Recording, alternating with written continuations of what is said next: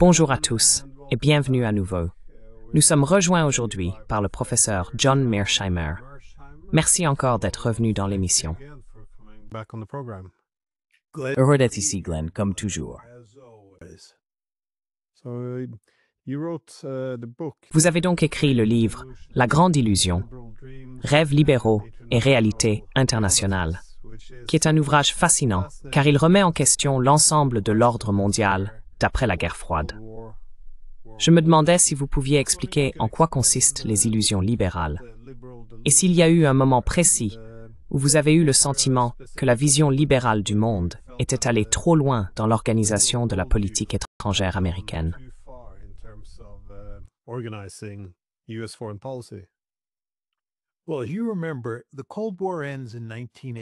Eh bien, comme vous vous en souvenez, la guerre froide se termine en 1989. Puis, en décembre 1991, l'Union soviétique s'effondre et disparaît. Nous entrons alors dans ce qu'on appelle généralement le moment unipolaire. Les États-Unis sont la seule grande puissance sur la planète, et ils n'ont pas à se soucier de la politique des grandes puissances, puisqu'il n'y en a pas d'autres. Il n'y a que les États-Unis. Donc, pour la première fois de notre histoire, nous sommes libres de mener une politique étrangère idéologique. Nous n'avons pas à nous préoccuper de la réelle politique. Nous n'avons pas à nous soucier de l'équilibre des puissances, car nous sommes suprêmes. Quoi qu'il en soit, nous adoptons cette politique appelée l'hégémonie libérale au début des années 1990, comme je l'ai dit. Et j'ai cru, dès le départ, que nous allions nous attirer beaucoup d'ennuis, que c'était une politique vouée à l'échec.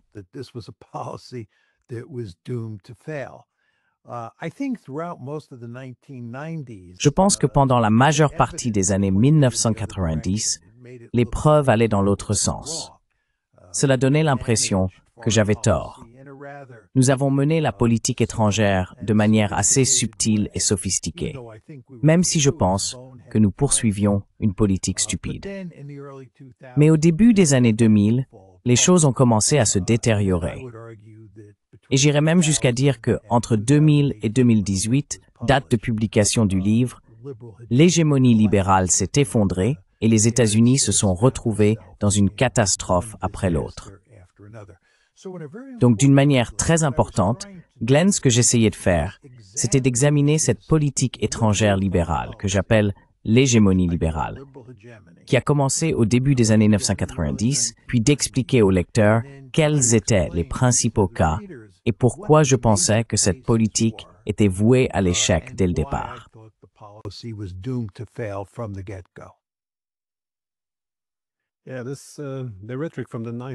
Oui, la rhétorique des années 90 m'a paru fascinante, car nous pouvions élargir une alliance militaire anti-russe qui priverait la Russie de son influence en Europe, tout en la présentant comme une communauté démocratique. Ainsi, si les Russes s'y opposaient, c'était parce qu'ils craignaient la démocratie. Et c'est la même chose avec la Chine. On partait du principe que si on pouvait les intégrer dans ce système économique dirigé par les États-Unis, ils deviendraient plus bénins et nous aurions notre paix démocratique. Mais comment expliquer que nous n'ayons pas vraiment pris en compte leurs préoccupations? Car si l'on écoute Pékin et Moscou, ils craignaient d'être contenus. Cela semblait avoir été largement rejeté comme une simple mentalité de guerre froide. Cela s'inscrit-il dans les illusions libérales? Commençons simplement par parler de l'OTAN.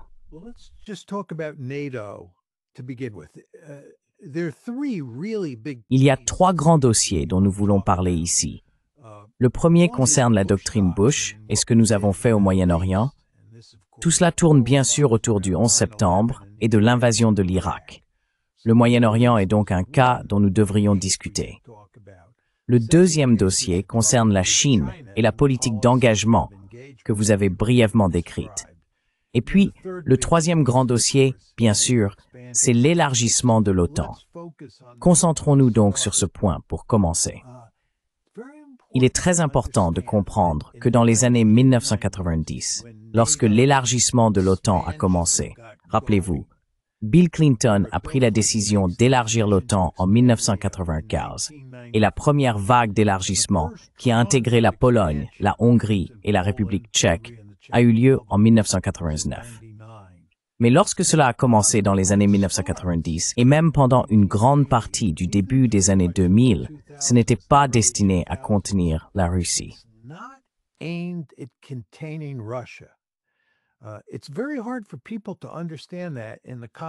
est très difficile pour les gens de comprendre cela dans le contexte de 2025, compte tenu de tout ce qui s'est passé depuis le début de la crise ukrainienne en 2014.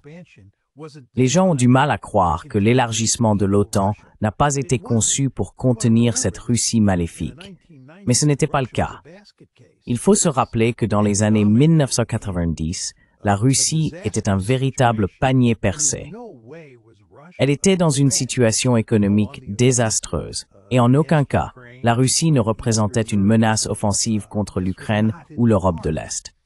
Ce n'était tout simplement pas envisageable. Ainsi, lorsque l'administration Clinton a lancé tout le processus, ce qu'elle cherchait à faire, c'était d'étendre cette vaste zone de paix qui existait en Europe occidentale vers l'Est, afin de couvrir l'Europe de l'Est et l'Europe de l'Ouest. Ils ne voulaient pas intégrer les Russes dans l'Alliance. Il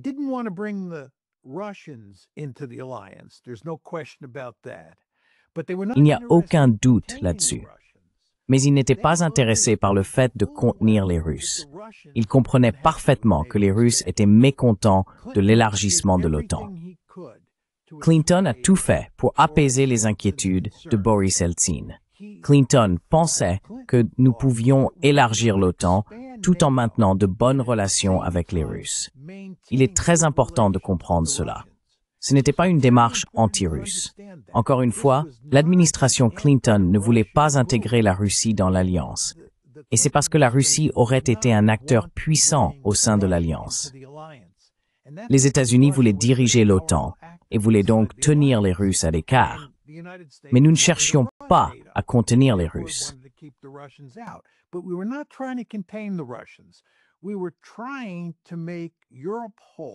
Nous essayons de rendre l'Europe unie et nous essayons de rendre l'Europe pacifique. Cela signifiait faire ressembler l'Europe de l'Est à l'Europe de l'Ouest. Plus précisément, nous cherchions à étendre la démocratie vers l'Est, la démocratie libérale. Nous cherchions à étendre les institutions vers l'Est. C'est pourquoi nous déplacions l'OTAN et l'Union européenne vers l'Est, n'est-ce pas? Parce que construire des institutions et intégrer des pays dans ces institutions fait partie de l'entreprise libérale. De plus, nous cherchions à répandre le capitalisme. Nous voulions que tout le monde en Europe de l'Est adopte le capitalisme, intégré à l'économie mondiale, dominé par les Américains. Et, bien sûr, les institutions facilitaient cela. Voilà donc en quoi consistait l'hégémonie libérale.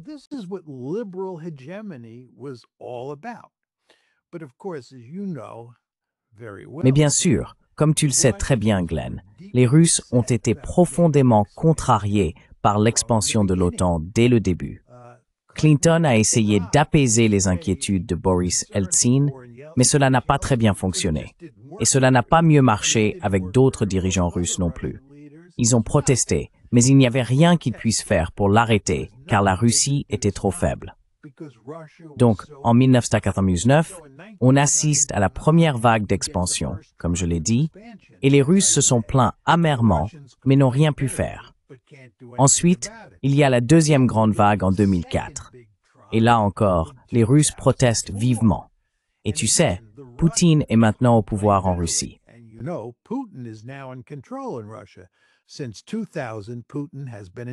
Depuis 2000, Poutine est au pouvoir et il est profondément contrarié, tout comme Boris Eltsine l'était, par l'expansion de l'OTAN.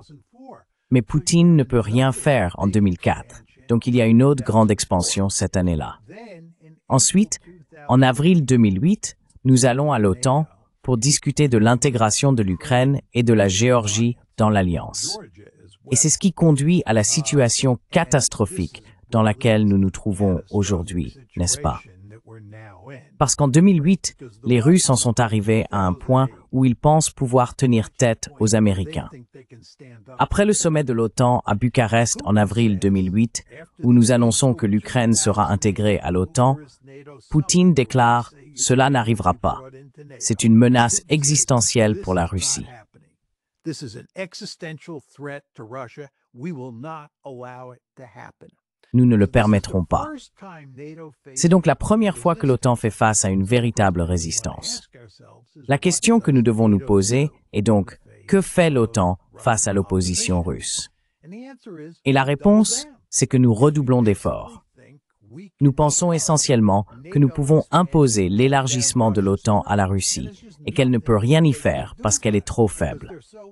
Nous pouvions faire après 2008 ce que nous avions fait en 1999 et en 2004. Mais bien sûr, cela s'avère ne pas être le cas. La situation est très différente et une grave crise éclate en 2014. C'est à ce moment-là que les Russes prennent la Crimée, comme vous le savez, et que la guerre civile dans le Donbass commence.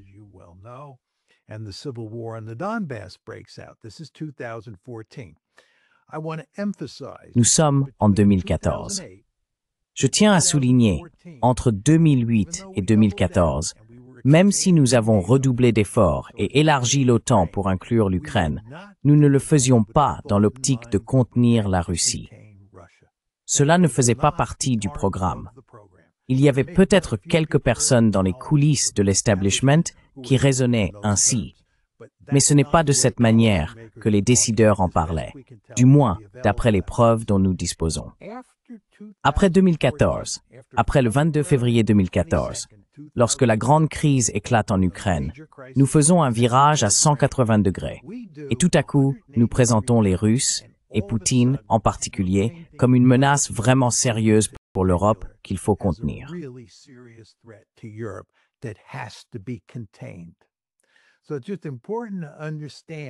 Il est donc important de comprendre que c'est en 2014 que la politique de confinement de la Russie a été liée à l'expansion de l'OTAN.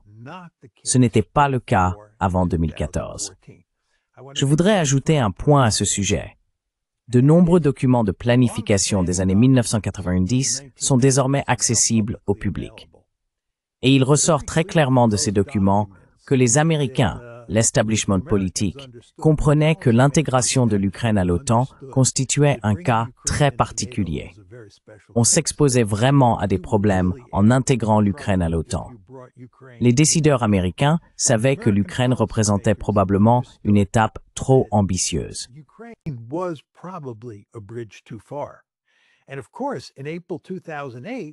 Et bien sûr, en avril 2008, lors du sommet de l'OTAN à Bucarest, lorsque nous avons déclaré que nous allions intégrer l'Ukraine à l'OTAN, il est parfaitement clair que toutes nos craintes étaient justifiées. Mais encore une fois, pour me répéter, car c'est très important, au lieu de reculer et d'essayer de trouver un compromis avec les Russes, nous avons cru que nous pouvions imposer l'élargissement de l'OTAN à l'Ukraine de force. Et nous avons découvert, le 24 février 2022, que nous avions tort. Nous ne pouvons pas leur imposer cela. Ils ne l'accepteront pas. Et nous voilà aujourd'hui au milieu d'une guerre qui dure maintenant depuis plus de 3 ans, à cause de notre refus ou de notre incapacité à accepter le fait que cet élargissement de l'OTAN constitue en réalité une menace existentielle pour la Russie.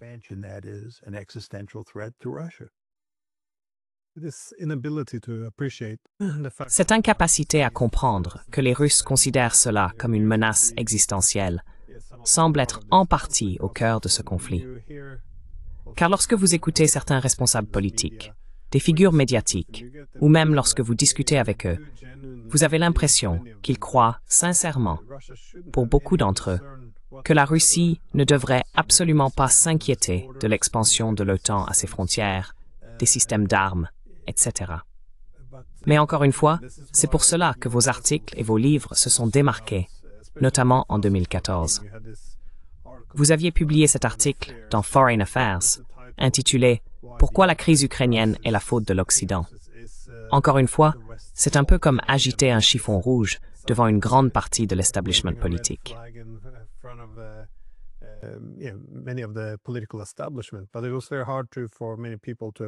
Mais il a été très difficile pour beaucoup de gens de reconnaître que les préoccupations sécuritaires de la Russie étaient légitimes. Et encore une fois, en 2015, vous avez prononcé ce discours qui a dû être vu des millions de fois, dans lequel vous souteniez que les États-Unis menaient l'Ukraine sur une voie dangereuse, en suggérant qu'une partie de cette démarche était bien intentionnée, mais qu'elle finirait par détruire l'Ukraine. Pourquoi ou comment avez-vous perçu cela? Parce que maintenant, 10 ans plus tard, bien sûr, ce que vous aviez prédit s'est produit. Et vous aviez écrit que le résultat final serait la ruine de l'Ukraine. Est-ce uniquement parce que la Russie devait défendre sa, je suppose, lutter pour sa survie? Ou comment voyez-vous cela?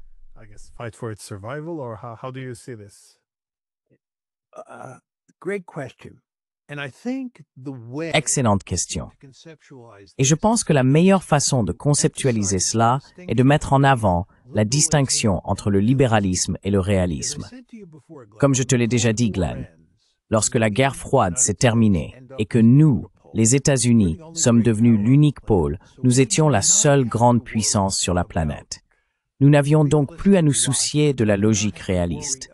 Nous n'avions plus à nous préoccuper de l'équilibre des puissances. Les États-Unis étaient libres d'agir selon les principes du libéralisme, ce que nous avons fait.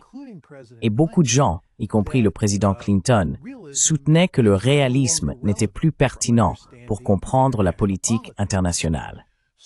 Ainsi, lorsque nous avons commencé à nous étendre vers l'Est, en direction de l'Ukraine, nous pensions que la realpolitik était morte et que nous étions un hégémon libéral bienveillant.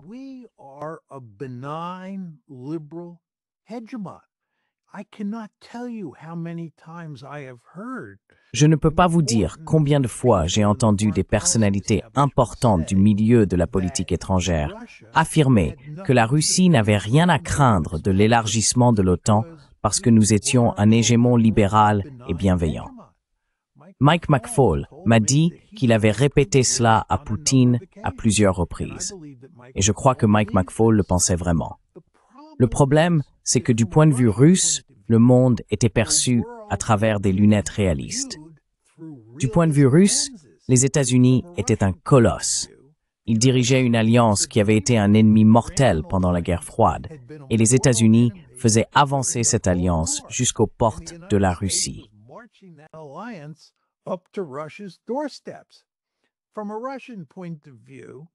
Du point de vue russe, tout cela était perçu à travers le prisme du réalisme.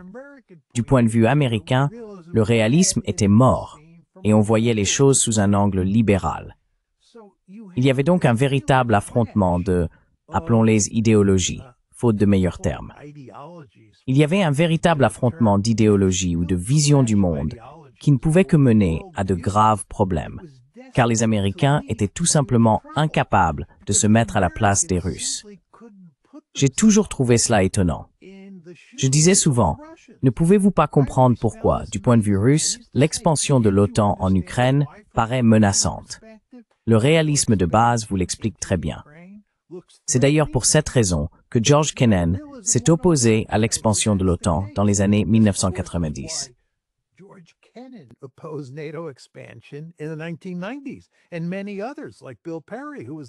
Et beaucoup d'autres, comme Bill Perry, qui était le secrétaire à la Défense, s'opposaient à l'élargissement de l'OTAN. Ils réfléchissaient à la question selon une approche réaliste. Ils disaient essentiellement que si vous êtes les Russes et que vous voyez l'OTAN s'approcher de votre porte, cela va causer d'énormes problèmes. Mais la grande majorité des personnes dans le milieu de la politique étrangère ne pensaient tout simplement pas aux relations internationales en ces termes, en termes réalistes. Ils les voyaient plutôt sous un angle libéral. C'est pourquoi nous n'étions pas vraiment intéressés par la politique de confinement de la Russie avant 2014. Et c'est aussi pourquoi les décideurs américains pouvaient affirmer que les Russes n'avaient rien à craindre.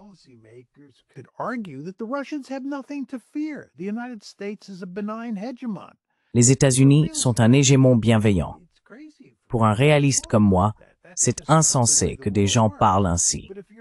Ce n'est tout simplement pas comme ça que le monde fonctionne. Mais si vous êtes un libéral convaincu et que vous croyez que le libéralisme est l'idéologie dominante dans la politique internationale depuis la fin de la guerre froide, vous ne pensez pas en ces termes.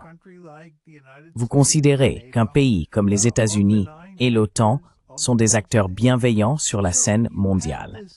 Il y avait donc un décalage total de vision du monde, et les deux camps, vous savez, se sont retrouvés, en conséquence, dans une grave crise en 2014, puis dans une grande guerre en 2022.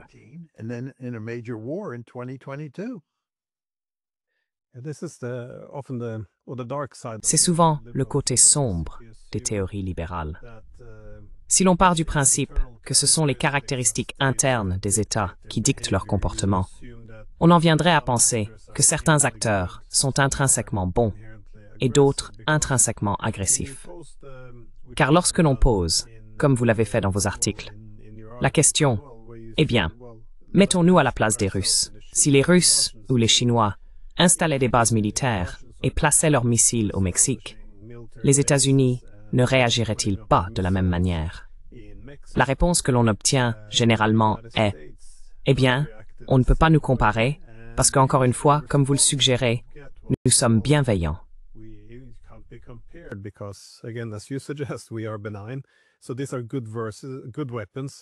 Donc, il s'agit en quelque sorte de distinguer les bonnes armes des mauvaises armes. Il devient donc très difficile de se mettre à la place de l'adversaire, je suppose. Dans la lutte entre le libéralisme et le réalisme, les Européens me semblent également très constructivistes. Ils craignent que le langage que vous employez construise socialement un monde. Cela implique que la simple analyse réaliste serait en quelque sorte immorale. Si vous dites que les Russes devraient se préoccuper de l'OTAN et de ses frontières, vous normalisez en fait la pensée de la guerre froide. Donc, la meilleure chose à faire est de ne pas le dire.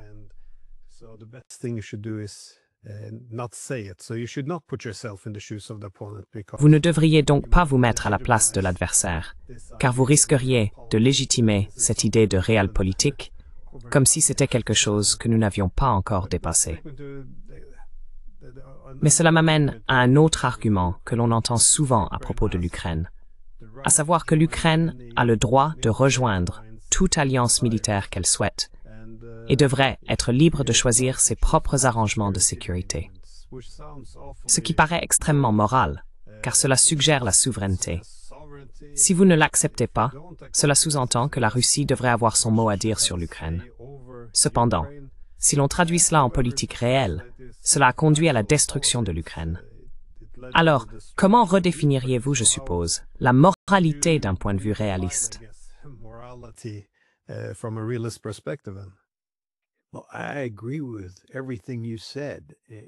Eh bien, je suis d'accord avec tout ce que vous avez dit. Vous savez, lorsque vous parlez du droit de l'Ukraine à choisir sa propre politique étrangère et donc à rejoindre toute alliance qu'elle juge appropriée, c'est un argument très séduisant d'un point de vue libéral, parce que, comme vous le savez bien, les libéraux accordent une grande importance au droit, n'est-ce pas? Donc, si vous dites que quelqu'un a le droit, en tant qu'État souverain, ou qu'un pays a le droit, en tant qu'État souverain, de rejoindre l'OTAN, il y a une certaine attractivité intuitive à cet argument. Je comprends parfaitement. Mais encore une fois, dans le monde réel, le réalisme façonne essentiellement la manière dont les gens pensent la politique internationale. Et du point de vue russe, ce qu'ils veulent savoir concernant l'adhésion de l'Ukraine à l'OTAN, c'est comment cela affecte leur sécurité. Les Russes s'intéressent à leur sécurité.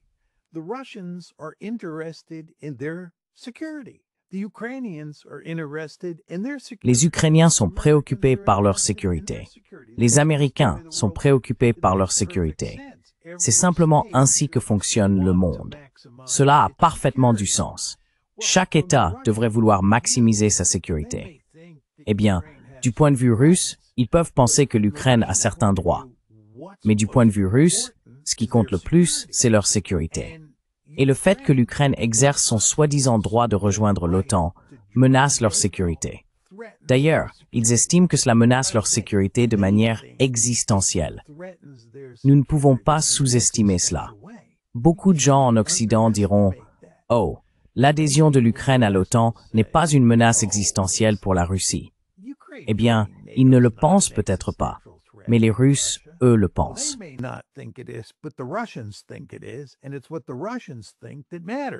Et c'est ce que pensent les Russes qui compte. Ils considèrent cela comme une menace existentielle. Donc, je pense que si vous êtes l'Ukraine, vous devez prendre en compte la vision russe sur la question de l'adhésion de l'Ukraine à l'OTAN. Et si vous ne le faites pas, vous allez vraiment vous retrouver dans de sérieux ennuis. Je pense que beaucoup d'Ukrainiens l'avaient compris au départ. Mais avec le temps, le nombre d'Ukrainiens qui comprenaient cette logique a semblé diminuer. Ce qui s'est passé, c'est que l'Occident et l'établissement de la politique étrangère ukrainienne en sont venus à la conclusion que l'Ukraine avait ce droit et pouvait simplement faire ce qu'elle voulait. Et l'OTAN, d'ailleurs, je tiens à le souligner, a une politique de la porte ouverte.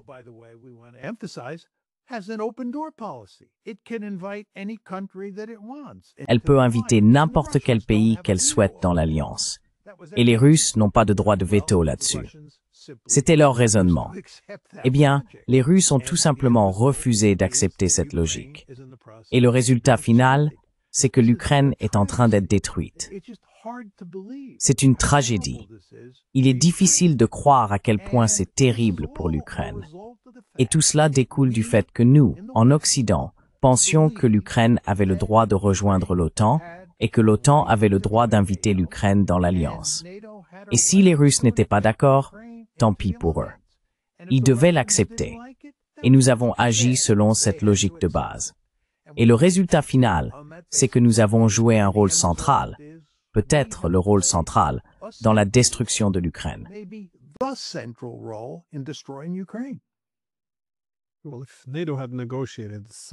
Eh bien, si l'OTAN avait négocié une sorte de système de sécurité en Europe avec les Russes, basé sur l'atténuation de la compétition sécuritaire, bien sûr, cela aurait pu éviter que l'Ukraine ne devienne une ligne de front. Mais il semble que lorsque l'OTAN a déclaré « Nous avons une politique de la porte ouverte », l'Ukraine a été invitée, il n'était plus possible pour la Russie de discuter avec l'OTAN, car une décision avait été prise. Dès lors, la pression a dû être exercée sur l'Ukraine pour qu'elle n'accepte pas ces offres. Ce qui explique, je suppose, pourquoi on se retrouve avec une guerre. Mais maintenant que nous sommes à plus de 3 ans depuis l'invasion russe, et plus d'une décennie depuis 2014, comment mettre fin à la guerre en Ukraine d'un point de vue réaliste? Parce que je n'entends aucune réflexion constructive émanant des capitales européennes, en particulier.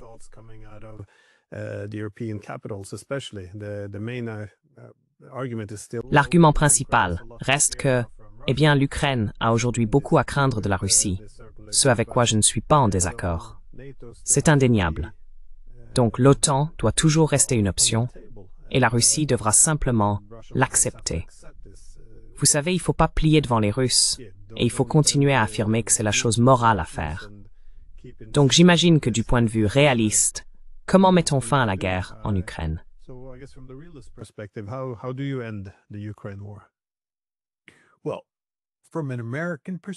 Eh bien, d'un point de vue américain, je suis principalement préoccupé par la montée en puissance de la Chine. Mon principal intérêt est de contenir la Chine. Je ne souhaite pas mener une guerre contre la Chine, mais je veux m'assurer que la Chine ne domine pas l'Asie comme elle le souhaiterait. Et de mon point de vue de réaliste, ce qui m'importe, c'est de mettre fin à la guerre en Ukraine le plus rapidement possible, afin que les États-Unis puissent se tourner pleinement vers l'Asie et améliorer leurs relations avec les Russes. À ce stade, il est difficile d'imaginer que nous ayons de bonnes relations avec les Russes, mais j'espère que nous pourrons avoir de meilleures relations.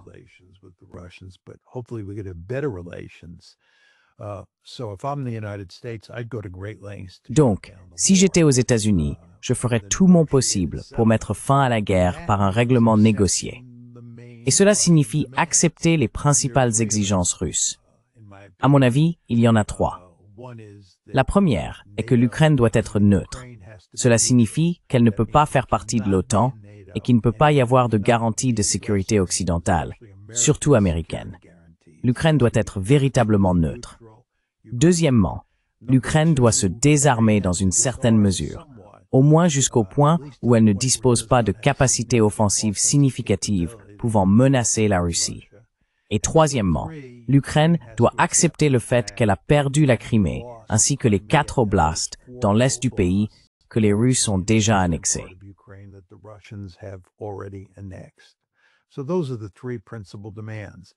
Voici donc les 3 principales exigences. Et si j'étais Donald Trump, j'accepterais ces exigences. Je ferai tout mon possible pour conclure un accord acceptant ces 3 principales demandes. D'ailleurs, je pense que cet accord serait dans l'intérêt de l'Ukraine. Je pense que l'Ukraine a un intérêt profond à mettre fin à cette guerre le plus rapidement possible. Et la seule façon d'y parvenir rapidement par un accord est d'accepter les principales exigences de la Russie. Je pense donc que cela va dans l'intérêt de l'Ukraine, tout comme dans celui des États-Unis. Et encore une fois, comme je l'ai dit, nous pourrions alors, nous signifiant les Américains, nous tourner vers l'Asie, où nous pourrions nous concentrer sur la politique de confinement de la Chine.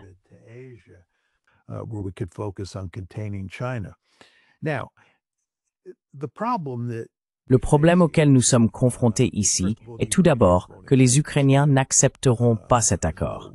Il n'y a aucune chance qu'ils abandonnent ce territoire. Et je pense qu'il est extrêmement improbable qu'ils acceptent d'aller de l'avant sans une forme de garantie de sécurité.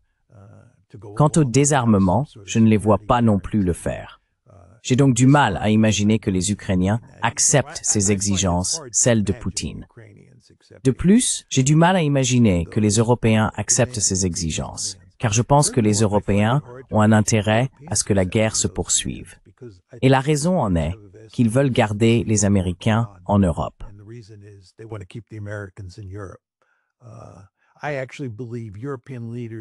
Je pense en réalité que la plus grande crainte des dirigeants européens n'est pas la Russie. Ils ne s'inquiètent pas tant que ça d'une menace russe. Ils exagèrent la menace, mais c'est surtout de la rhétorique. Leur plus grande peur, c'est que les États-Unis quittent l'Europe. Et si les États-Unis restent engagés dans une guerre en Ukraine, même à un niveau réduit, les Américains restent en Europe. Donc je ne pense pas que les Européens accepteront non plus un accord. Même si les Américains veulent conclure un accord, je ne pense pas que les Européens ou les Ukrainiens accepteront cet accord. Ce serait un accord aux conditions de Poutine. Donc Glenn, je pense que la triste réalité, c'est que tout cela va se régler sur le champ de bataille. C'est ce que me dit mon cadre de pensée réaliste.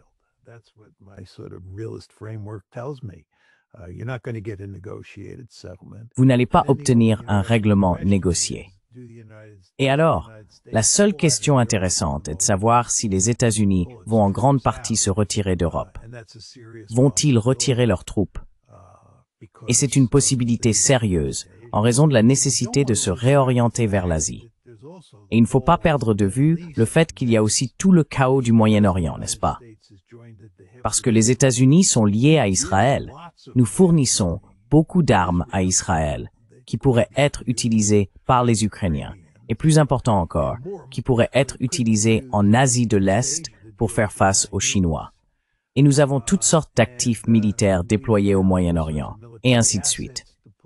Donc, si l'on y réfléchit vraiment, d'un point de vue stratégique global, les États-Unis sont impliqués dans 3 régions du monde.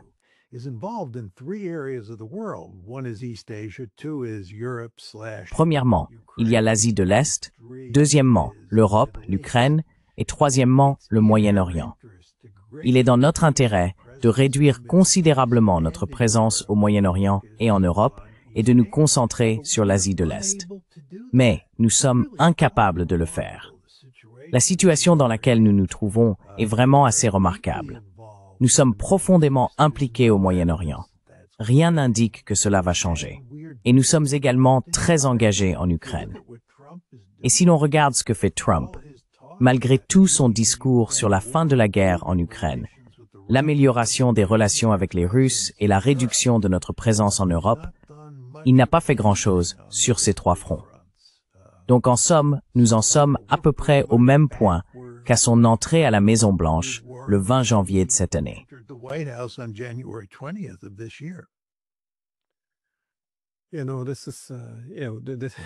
Vous savez, c'est ce que je considérais comme le grand espoir de Trump. la capacité de se retirer du Moyen-Orient et de l'Europe. Encore une fois, c'est ce qu'il communiquait aussi pendant la campagne. Mais vous avez dit, bien sûr, en tant qu'Américain, mais si vous étiez Européen, ou si vous conseillez les Européens, que feriez-vous dans la situation actuelle de l'Europe? Parce que, comme vous l'avez dit, il y a ce dilemme. Les Européens ont en quelque sorte besoin que les États-Unis restent en Europe comme force pacificatrice pour éviter une compétition sécuritaire entre Européens, mais aussi pour rehausser la pertinence de l'Europe, je suppose. Mais plus les Européens tentent d'attirer les Américains en Europe, que ce soit en perpétuant la guerre en Ukraine ou à travers ces accords commerciaux désastreux, tout ce qui peut maintenir la présence américaine, plus les Européens deviendront économiquement faibles, plus instables et globalement de moins en moins pertinents, et les États-Unis perdront encore plus d'intérêt pour l'Europe. Donc, que conseilleriez-vous aux Européens à ce stade, alors que nous sommes coincés dans un déclin économique et encore une fois, presque en guerre directe avec la plus grande puissance nucléaire du monde?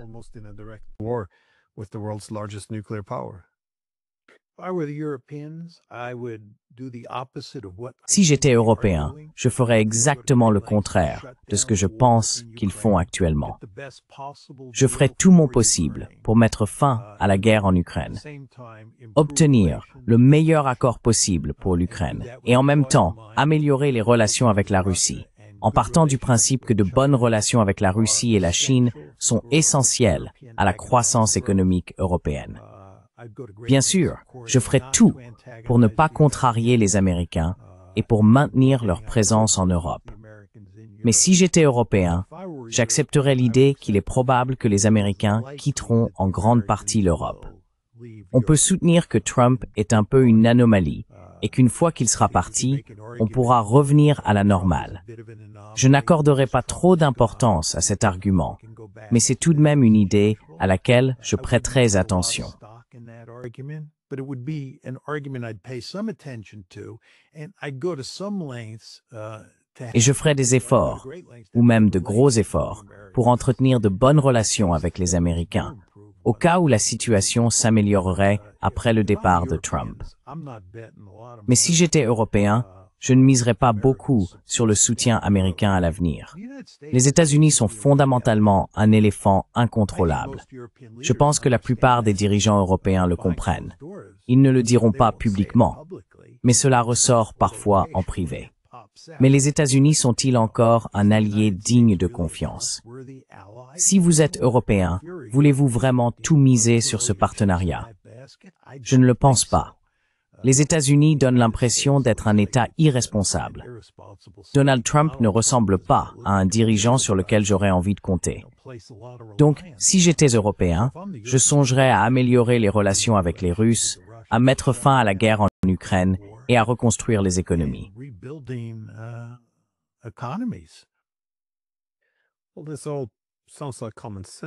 Eh bien, tout cela semble relever du bon sens.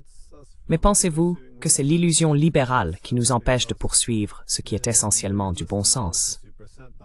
Parce que l'analyse réaliste que vous présentez maintenant était autrefois normale et acceptable.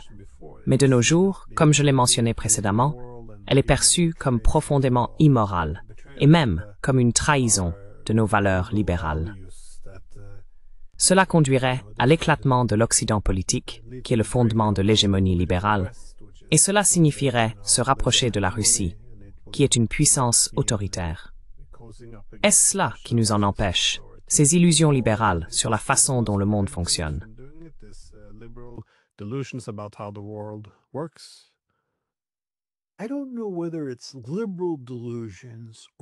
Je ne sais pas s'il s'agit d'illusions libérales ou simplement d'illusions tout court.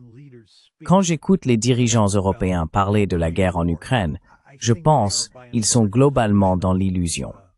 Je ne comprends pas entièrement pourquoi c'est le cas, mais il est tout simplement difficile de comprendre pourquoi les dirigeants européens ne sont pas plus réalistes face à ce qui se passe ici. Il se peut, Glenn, que mon point de départ, à savoir que les Européens craignent avant tout que les États-Unis quittent l'Europe et pensent donc qu'il est important de maintenir la guerre en Ukraine et de garder les Américains impliqués dans le conflit, soit ce qui motive tout cela. On pourrait dire que si c'est vrai, ce n'est pas une illusion. One could argue if that's true, that's not delusional. That makes good strategic sense. The Europeans have a goal. Cela a du sens sur le plan stratégique. Les Européens ont un objectif ici, qui est de maintenir la présence américaine en Europe. Et ils font ce qu'il faut pour que cela se produise. On peut donc défendre cet argument. Je pense que c'est un raisonnement erroné. Je pense que les Européens sont dans l'illusion. Mais qui sait? Je trouve qu'une des questions intéressantes est de savoir ce qui va se passer au cours des 10 prochaines années. Lorsque les élites qui ont grandi à l'époque unipolaire disparaîtront et seront remplacées par une nouvelle génération d'élites qui ne sont pas animées par cette vision libérale de l'Occident comme le gentil et qui comprennent que l'Occident est en difficulté et que des changements significatifs doivent être apportés dans la manière dont l'Europe fonctionne. Changes have to be made in the way Europe does business. I think it's going to be very interesting to watch that because we are. Je pense que cela va être très intéressant à observer, car nous vivons un moment charnière de l'histoire. Il est très important de le comprendre. L'ère unipolaire est terminée, et nous sommes désormais dans un monde multipolaire. Cela devient lentement, mais sûrement très clair pour tout le monde. Nous ne sommes pas seulement dans un monde multipolaire, mais si l'on regarde ce qui se passe à l'intérieur des États européens, et même aux États-Unis, il y a une énorme immigration dans ces sociétés. Il y a tout simplement beaucoup plus de changements qui se produisent à l'intérieur de ces États qu'auparavant, ou même dans un passé récent.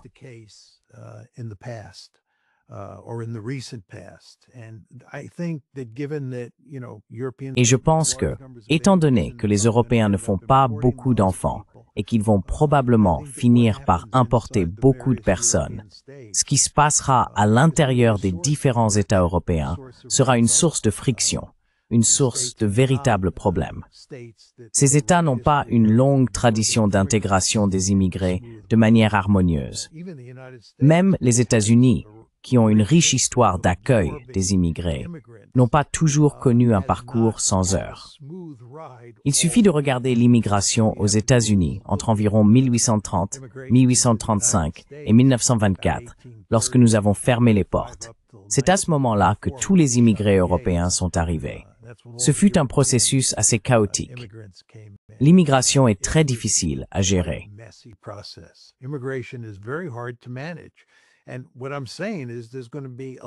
Ce que je dis, c'est qu'il va y avoir beaucoup d'immigration en Europe.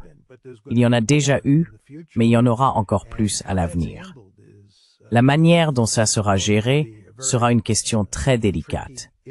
Donc je pense qu'à l'intérieur des États, nous vivons un moment charnière. Et je pense qu'en termes de politique internationale, nous vivons aussi un moment charnière. Rien qu'en parlant du pivot vers l'Asie et de ce que cela signifie, en regardant ce qui se passe au Moyen-Orient, en réfléchissant à l'avenir des relations entre la Russie et l'Europe, en laissant l'Ukraine de côté, à quoi ressemblera la relation entre la Russie d'un côté et l'Europe de l'autre?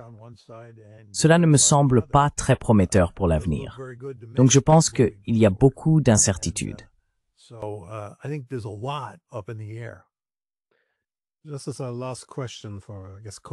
Juste une dernière question pour conclure.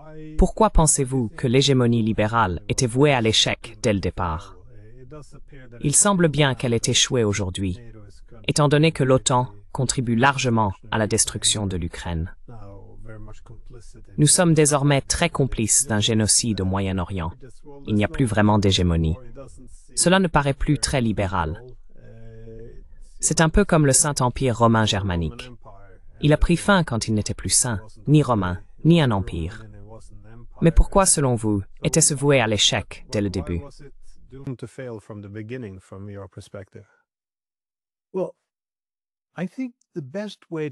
Eh bien, je pense que la meilleure façon de répondre à cette question est de parler de la relation entre le libéralisme d'une part et le nationalisme et le réalisme d'autre part. Je pense que discuter de ces trois idéologies et de la manière dont elles s'articulent permet de comprendre beaucoup de choses sur ce qui a mal tourné. Comme je l'ai dit, lorsque nous parlions de l'élargissement de l'OTAN à l'Ukraine, les Russes raisonnaient en réalistes, tandis que les Américains et leurs alliés européens raisonnaient en libéraux. Et lorsque l'on oppose le réalisme au libéralisme, le réalisme l'emporte à chaque fois. De plus, lorsque l'on oppose le nationalisme au libéralisme, le nationalisme l'emporte à chaque fois. Il est très important de comprendre que l'hégémonie libérale consistait essentiellement à s'ingérer dans la politique d'autres pays, dans le but principal de les transformer en démocratie libérale.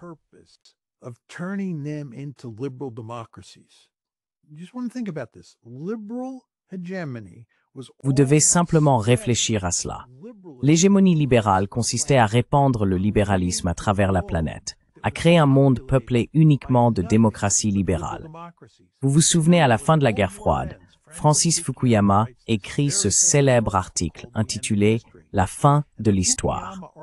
Et l'argument de Fukuyama dit en gros que nous, en Occident, avons vaincu le fascisme dans la première moitié du XXe siècle, puis le communisme dans la seconde moitié du XXe siècle, et que l'avenir sera entièrement libéral. Les États vont devenir des démocraties libérales de manière inexorable. C'est pourquoi Fukuyama conclut à la fin de son essai que l'avenir sera ennuyeux.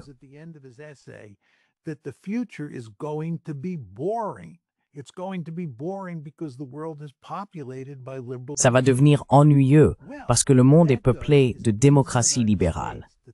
Eh bien, cela amène les États-Unis à penser qu'ils peuvent répandre la démocratie libérale sur toute la planète, et souvent au bout du canon d'un fusil. Mais le problème, c'est que le nationalisme va s'y opposer, car les États-nations, qui incarnent le concept de nationalisme, résistent à ce que d'autres États interviennent dans leur politique et leur disent quel type de système politique ils doivent adopter. Ainsi, les États-Unis sont intervenus au Moyen-Orient avec la doctrine Bush dans le but précis de transformer la région en une mer de démocratie libérale.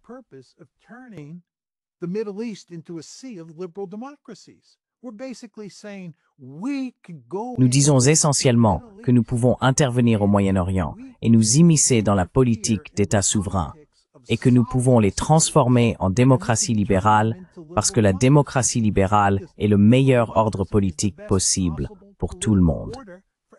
De plus, Frank Fukuyama nous dit que cela est de toute façon inévitable.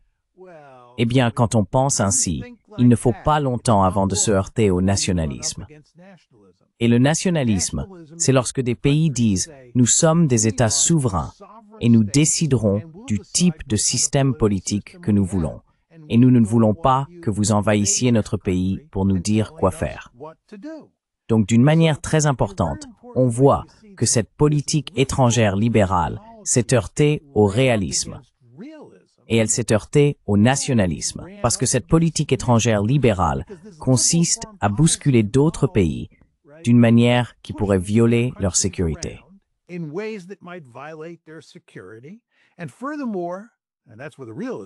de plus, et c'est là que le réalisme entre en jeu, cela implique d'intervenir dans la politique intérieure d'autres États. Cela implique de remettre en cause la souveraineté d'autres États. Et ça fait entrer le nationalisme en ligne de compte. Le meilleur exemple, pour illustrer cela rapidement, c'est la Chine. Les États-Unis ont adopté une politique d'engagement envers la Chine. L'engagement n'est qu'une autre façon de dire hégémonie libérale. Que cherchaient à faire les États-Unis avec la Chine? Ce que nous voulions, c'était transformer la Chine en une démocratie libérale. Nous avons déployé de grands efforts pour l'aider à croître économiquement. Nous voulions l'amener à adopter le capitalisme. Nous voulions favoriser l'interdépendance économique entre la Chine et d'autres pays.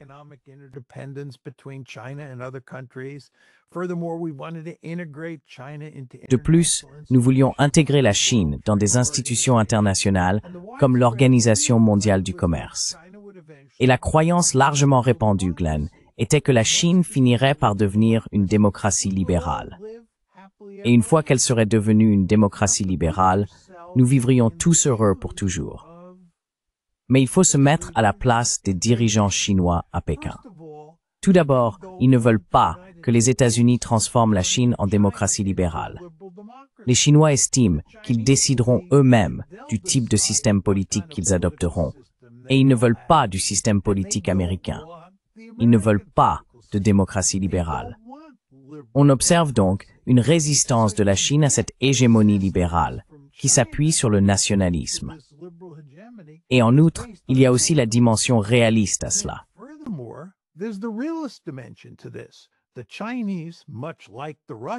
Les Chinois, tout comme les Russes, craignent sans surprise la puissance militaire américaine. Ils redoutent l'unipôle. Et à mesure que la Chine s'enrichit, il n'est pas surprenant qu'elle transforme sa puissance économique en puissance militaire. Maintenant, tous ces hégémonistes libéraux en Occident disent « Pourquoi les Chinois font-ils cela ?» Ils n'ont rien à craindre des États-Unis. Les États-Unis sont un hégémon bienveillant. Eh bien, si vous êtes assis à Pékin, tout comme si vous êtes à Moscou ou à Bagdad, les États-Unis ne ressemblent pas à un hégémon bienveillant. Ils apparaissent comme une menace sérieuse. Encore une fois, on voit la logique réaliste entrer en jeu et on voit le nationalisme s'affirmer. L'idée que nous sommes des États souverains et que nous ne voulons pas que les États-Unis nous dictent leur façon de faire.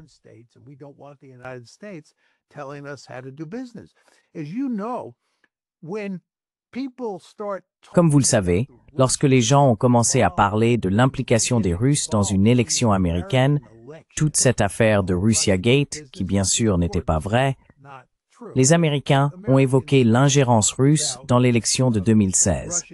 Cela a mis les Américains en colère. Pourquoi? Parce que nous pensions que les Russes violaient la souveraineté américaine. Je veux être clair, ils ne l'ont pas fait, n'est-ce pas? Tout cela est un mythe. Mais supposons que le mythe soit vrai. On croyait qu'ils violaient notre souveraineté. C'est inacceptable. C'est le nationalisme à l'œuvre. C'est le nationalisme à l'intérieur des États-Unis. Eh bien, sans surprise, d'autres pays dans le monde pensent de la même manière. Glenn, lorsque la guerre froide a pris fin, nous avons adopté cette politique d'hégémonie libérale, qui était essentiellement une théorie libérale pour gérer le monde. Et elle s'est heurtée au réalisme et au nationalisme. Et elle a finalement échoué.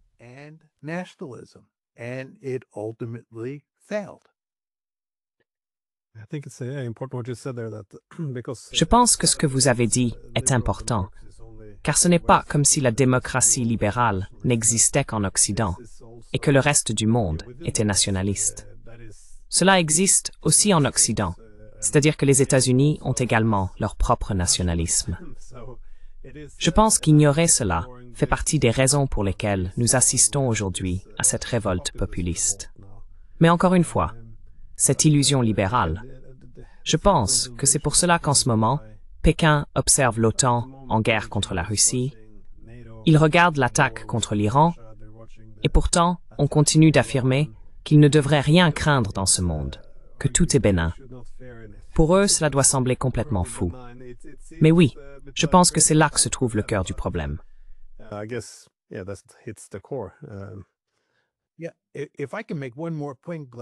Oui.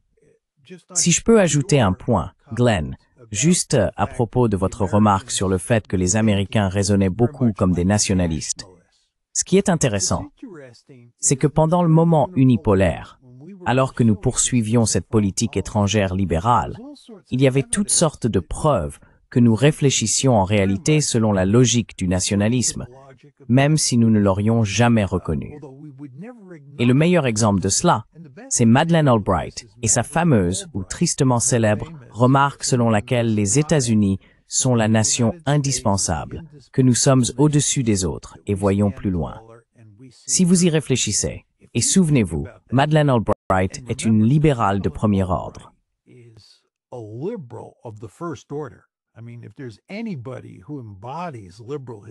Je veux dire, s'il y a bien quelqu'un qui incarne l'hégémonie libérale, c'est forcément Madeleine Albright. Mais en même temps, c'est une nationaliste de premier ordre. Écoutez ce qu'elle dit. Nous, c'est-à-dire les États-Unis, nous sommes la nation indispensable. Voilà le mot nation, nationalisme. Nous sommes plus grands, nous voyons plus loin. C'est ce chauvinisme qui se trouve invariablement au cœur de tout nationalisme, n'est-ce pas? Pratiquement chaque pays croit qu'il est le peuple élu. Nous sommes la ville sur la colline. Ça, c'est du nationalisme. Donc ici, vous avez Madeleine Albright, cette libérale convaincue qui est aussi une nationaliste convaincue.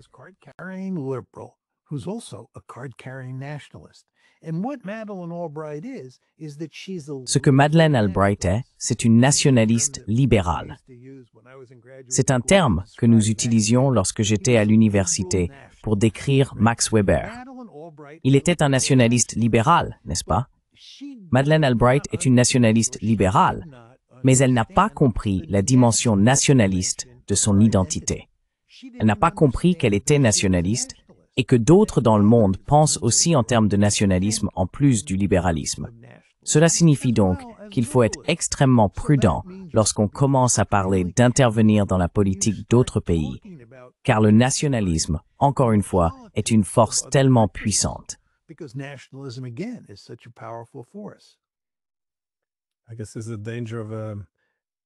Je suppose qu'il y a un danger à ignorer le réalisme, car je crois que c'était Raymond Aron. Il a écrit dans les années 1960, qui disait que l'idéaliste, croyant s'être affranchi de la politique de puissance, exagère ses crimes. Et c'est là que l'on retrouve l'hypothèse libérale, alimentée par les réalités réalistes ou nationalistes. Et oui, je pense qu'il est très pertinent d'observer les conflits dans lesquels nous sommes impliqués aujourd'hui.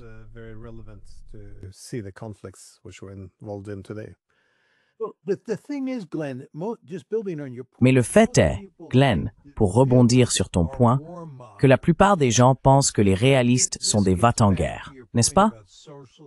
Cela rejoint ton observation sur les constructivistes sociaux qui considèrent les réalistes comme la cause principale de tous nos problèmes dans le monde. Et si seulement les réalistes disparaissaient, nous vivrions heureux pour toujours. En réalité, les réalistes comme toi, les réalistes comme moi, les réalistes comme George Kennan et les réalistes comme Raymond Aron ont une conscience très aiguë des limites du pouvoir. C'est pourquoi nous n'aurions pas soutenu l'élargissement de l'OTAN à l'Ukraine et nous aurions évité cette immense catastrophe à laquelle nous sommes aujourd'hui confrontés. Parce que les réalistes comprennent que, oui, le pouvoir compte, mais qu'il y a des limites à ce que l'on peut faire en politique internationale. Car les autres États s'équilibreront toujours contre vous.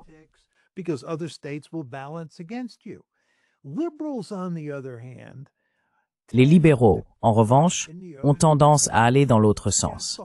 C'est toute l'idée selon laquelle nous, les Américains, nous, l'Occident, nous sommes les gentils. Nous pouvons nous étendre ici, là et partout. Et les gens comprendront que nous sommes bienveillants parce que nous sommes libéraux. Et les libéraux n'ont pas une perception saine des limites du pouvoir militaire. Et ils finissent par poursuivre un programme très ambitieux en plus de cela. Il faut se rappeler que l'hégémonie libérale consiste à transformer la planète entière en un ensemble d'États qui ressemblent aux États-Unis. C'est notre objectif. Nous voulons que tout le monde nous ressemble.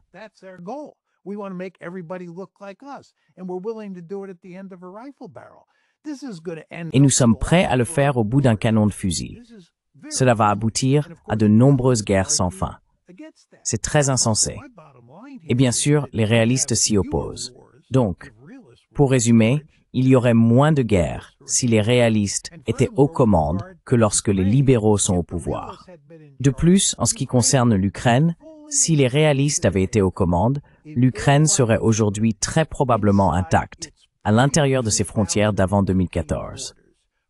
Mais au lieu de cela, le pays est désormais un État résiduel dysfonctionnel, et il va le rester, car l'Occident et les Ukrainiens n'ont pas agi selon une logique réaliste.